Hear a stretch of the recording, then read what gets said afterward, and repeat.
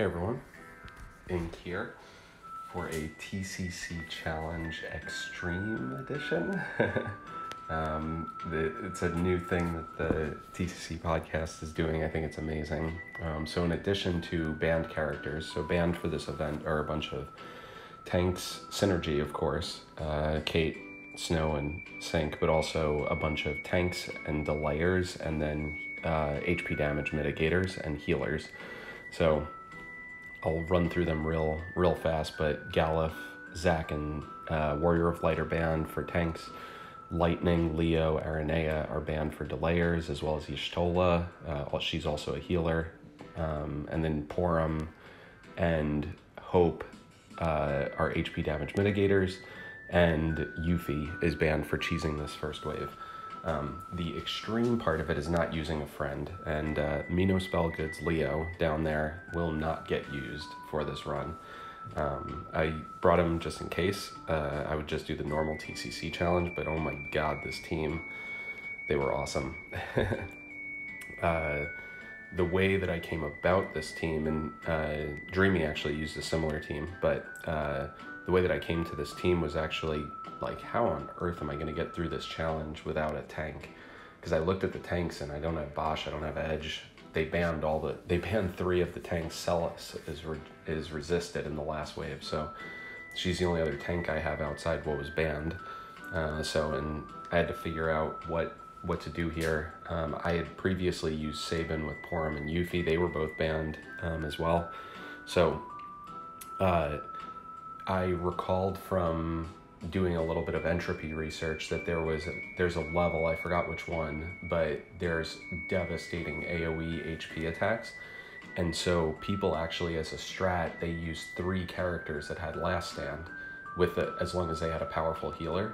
And it meant that they could take a fatal AoE HP attack, and then the next character, the healer, would just bring everyone back to max, like Garnet or Aerith, anyone that has those big heals. And so I looked at characters that had Last Stand, and it was like, oh, Aerith has Last Stand, Dark Knight Cecil has Last Stand. I looked at the others, and I didn't really have any of them geared that weren't banned, right? Like Galuf, Zac are banned, Y'shtola's banned, so they all have Last Stand. And so I was out of Last Stand characters, and then I remembered, of course, that I have Shadow and that he's amazing because of his evasion, which is basically, as long as I can dodge, I will be totally fine. And so the Dark Knight Cecil, of course, has the added bonus of being able to launch in this first wave, and he bypasses the gimmick of the Marrowless trying to kill you with an AoE Brave HP attack when they die, and so you don't have to worry about that with him as long as you kill them with a launch. So Aerith provides the battery and the healing, which is very much required.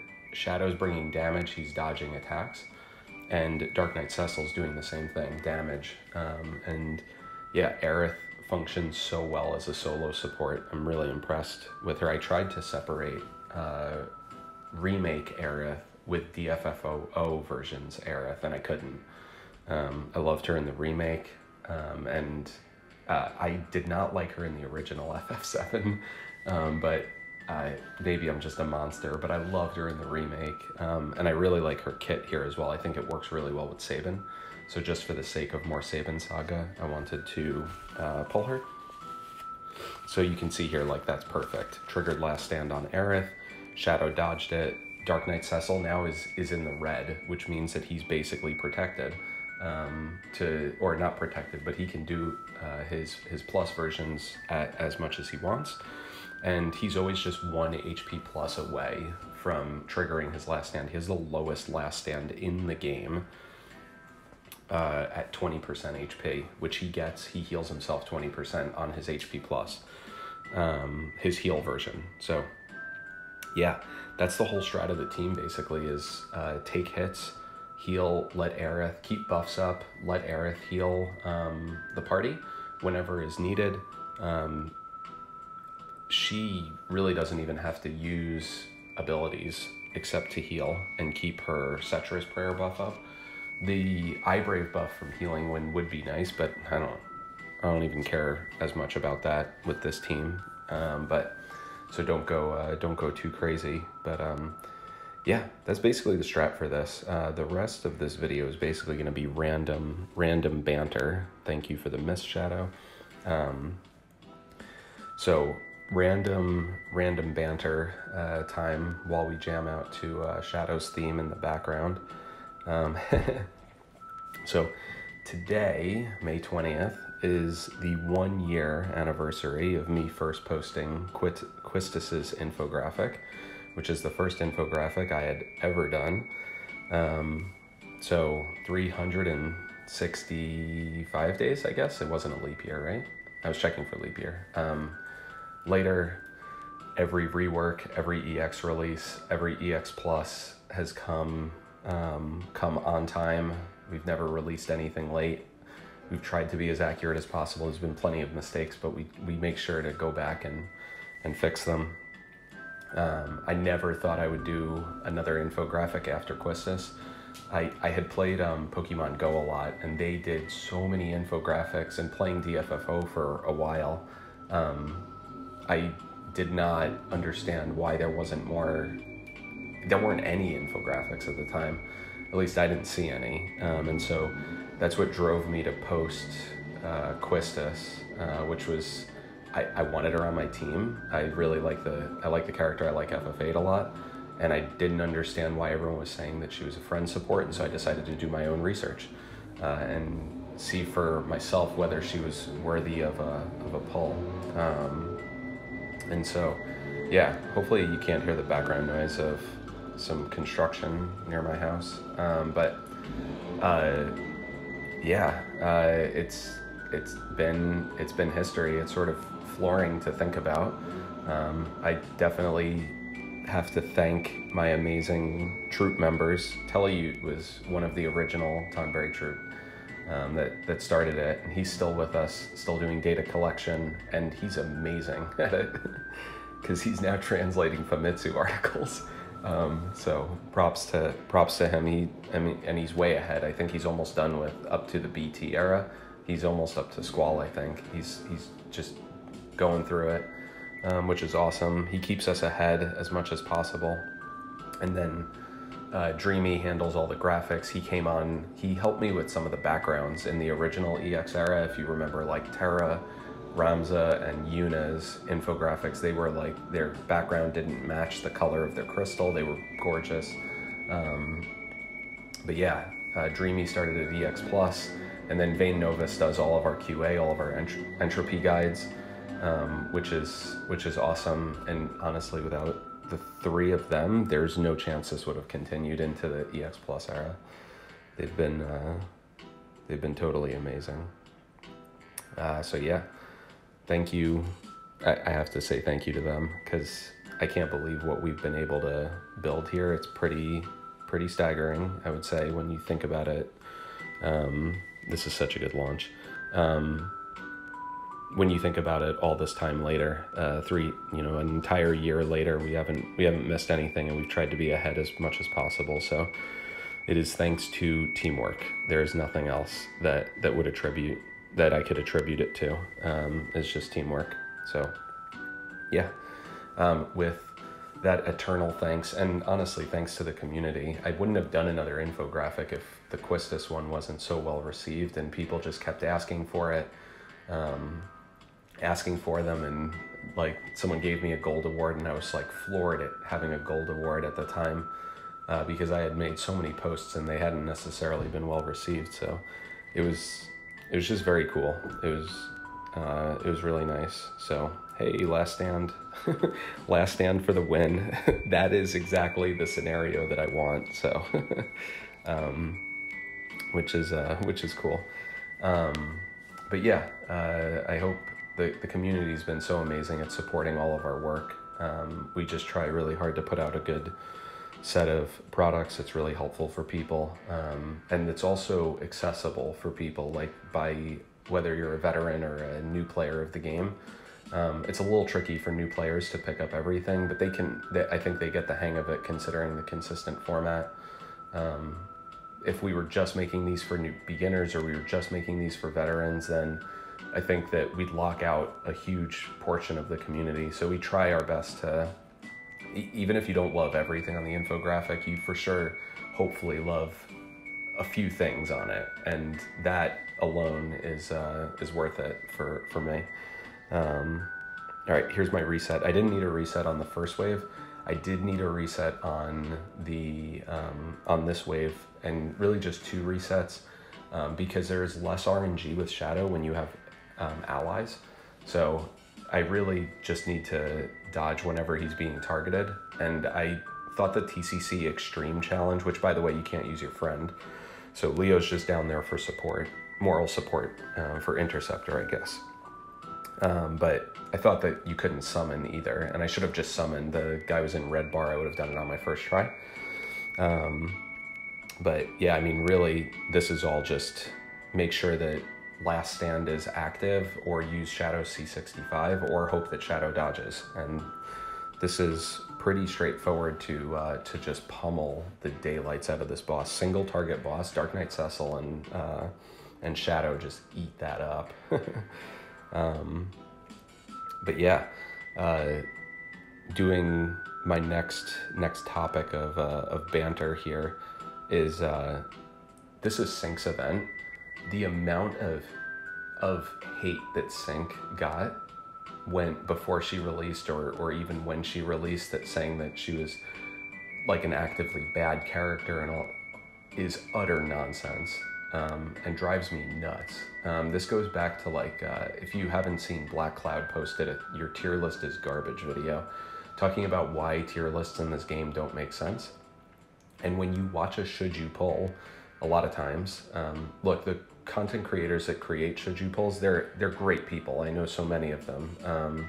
They really are amazing. So I'm not at all knocking the work that they do, but it really shouldn't be should you poll. That's like an attractive name, but it really should be more of what's the setup cost for this character? Do you have what's needed to use this character effectively, or are they a favorite? If they're a favorite, just purple them. Like, I've purpled mainly just favorites at this point. There's a couple purples that I grabbed for like roster balancing purposes, like Emperor, for example, and such. Like I definitely purpled Emperor specifically for meta. I purpled Aranea for meta, but I want my ingots back on Aranea. Oh my gosh, I wish I never purpled her. I don't need her. The next person that I'll grab for roster balancing purposes is Arciella, and it's just because she covers so many roles, right? If you consider, and this is just random, but if you consider like Arciella, she heals the party, she deals damage, she dispels buffs, she covers so many roles and specialties across your team, and she's aura support. She does just so much for your party, so it allows you to plug her into a party more easily. She's considerably easier to use. When you look at a character, like let's say any of the supports that have a lot of buffs, like Selfie and Pinello, and to an extent Hope, they all have a bunch of party buffs, and you have to be careful about pushing buffs off your own party. Like Jack coming up, for example. Jack, you can plug him in anywhere, but you've got to be careful with the support, because after he uses his EX, he drops his HP down to 1, but he grants himself a 100% evasion buff for 1 turn. Well, if you use a skill on Pinello, you might push off his evasion buff, and if he's getting targeted, he's gonna die. He's at 1. So you have to be really careful of setting up for certain characters, like what they need, what they don't need. And it really shouldn't be about should you pull, because every character coming up, all of them are great. They just have different setup costs, but there's too many variables to properly measure. This goes back to what Black Cloud was saying. There's way too many variables to actually measure whether a character is good or not. If they have a lot of setup costs, well, like Null, for example, Null, he inflates your turn count because you're going to use his Brave Plus to break targets to get free abilities because he needs that for longevity. Just pair him with Ramza. It completely negates Null's problem. And that's not a high setup cost, right? Null's got 2 frame buffs and that's it. he's pretty compatible. So he got a lot of flack because he didn't get a lot of upgrades on his EX Plus, and that's true. But still, he's still a good character. If you need his role, if you like the character, or you just needed a damage dealer and delayer because you missed others that had previously come, then get him. Doesn't matter.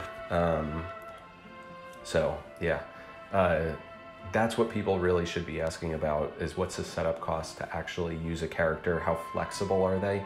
Do they get locked out via different kinds of bosses? And so, yeah, like Cinque rebuilds her stacks so fast. If you want Cinque to rebuild her stacks, it happens super fast. Against single target, it takes 2 turns, but against AoE, it's 1 turn to rebuild her stacks. And she can rebuild it via Brave and HP+. So it's not like Fran, for example. Fran, if they cleanse debuffs, she has to use a skill, usually her whip kick, to apply all the debuffs, and then you have to build the stacks again. So she has more setup cost even, I think, than Cinque does. I was watching Cinque videos for Entropy 16. It's like months away, actually in the BT era, and she's still, I mean, she's getting used with like semi-recent characters. I think it was Infighter that did a class 0 run with 9 and Trey, but even then Trey was still, like, he had come out probably a month before Entropy 16 maybe. I don't know, I need to check. I didn't check the timeline. I'm gonna look at it now on our site, but yeah, I mean, I just don't think it's fair to compare characters. Yeah, oh man, 9 had just come out before Entropy 16. He was yeah, okay. So he's pretty recent, but Trey was like a couple months before that, and then Cinque. So like comparing Cinque to like other recent characters just isn't, or like comparing her to Tifa, totally not fair. Not taking shots or anything, but like you just shouldn't compare characters to other characters and say, oh, they're better or they're worse. This is all about what teams they work on. And where they can get used, or like comparing Cinque to, I mean, like the only thing they have in common is like launching on EX, or comparing Cinque to like Caius. It's not fair. Totally not fair. Should probably watch the video a little, but I'm enjoying bantering, and I hope you are too. I'm just going off. So shout out to Black Cloud for posting the "Your tier list is garbage" video. I'll post it in the comments, because it's really entertaining. It's just off the cuff, going into why tier lists don't make sense for this game. And yeah, wholeheartedly agree. It's why tier lists have never worked for this game. They fizzle out pretty quickly. Ama has been doing, Amaterasu has been doing some tier lists every so often, but his videos are like 30 minutes to an hour long. Well, my videos are 30 minutes long, but some of his tier list videos were like an hour long, and it's because you have to talk about these characters. The problem is that when you look at like B tier, I could take 3 B or C tier characters to a chaos and beat it. As long as the team was well built, I had auras, I had healing, I had damage dealers, it'd be fine as long as I'm countering the boss mechanics. And so, yeah, like I used Yuffie. That's why I wanted to use Yuffie for my Sabin Saga clear. So I could have used like Zac or somebody else alongside. But yeah, I really wanted to use her. I love using Yuffie. She was one of my mains in FF7. So, yeah. This is perfect time to summon, just going back to the game, because I can't heal Aerith, and he's about to do an all attack. So it's a perfect time to summon. That's basically when you hold the summon till on this, at least with this team comp. So, yeah. Yeah, I wish that people would give all characters some amount of respect at what they do well, and then what it costs to use them. Like, if you have a character that's very flexible, those are usually characters that are flexible to cover multiple roles, and they cover those roles well. They're usually the ones that people would dub, oh, this person's meta. Well, yeah, because they just do their roles really well. You look at Ulta Misha, and she's got longevity, she handles AoE, she has gravity, she has a framed sap, she has so much going for her. She has free turns out the wazoo. Like, she just does so much. and she does it well. So yeah, I hope that people start to transition that. I would like to think that there's definitely some changes that are happening in the community. I feel like a lot more people are doing commentary. I started this commentary only, you know, I don't know when it was, back in March maybe, but it wasn't my first Saban saga. I know that that wasn't commentated, and the first bunch weren't. So I think more people are starting to do commentary. I pushed Dreamy. I'll link his channel as well. Dreamy's doing commentary now. If you haven't listened to Alphanod, I'm not going to try and say Alphanod's last name, but Alphanod is a YouTube streamer. He plays JP also, but he posts commentary videos for GL now. Oh man, Alphanod's such a good runner. He's taken Lise to like every chaos practically. He has his own Lise saga, and he was one of the people that showed Kreese from the TCC podcast how totally usable Lise was. So yeah, shout out to him also. He does great videos. Soul is probably one of the people that's Soul DFFO has been doing commentary forever. Jin Lee does commentary. Those two have been doing commentary for quite some time. I want to say Soul was one of the first people to do it for GL. I know like there have been other people on the JP side that did commentated runs pretty often. Broadway Sam, for example, did that during his overview before Chaos had started. He did that. So Mets Play did that. There's a lot of really good, really great content creators that ran it. But I think that listening to people talk about how they play and what their considerations for doing a team comp or just the entertainment value, I think it's really nice, really fun. So hopefully more of that in the community starts. I know there was a Reddit post, I think, that someone was trying to start doing commentary as well. So yeah, it's just, yeah, people pay attention to your HP requirement. Aerith's turn was next. Shadow was being targeted, and he had perfect evasion up. Aerith had 5 healing winds left. I barely used any. And so there is no surprise that I missed the HP requirement by 599. But anyway, I hope you've enjoyed my random banter. This community is amazing. Thanks for a year of supporting our infographics, and have a great day.